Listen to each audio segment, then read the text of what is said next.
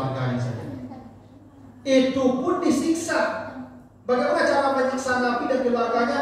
Dibaikot 3 tahun.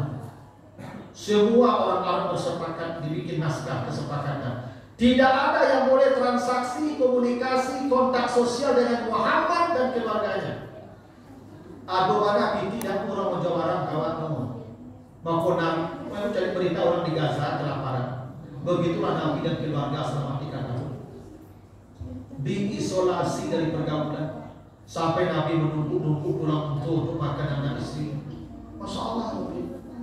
Disitulah Khadijah menunjukkan kesetiaannya yang luar biasa.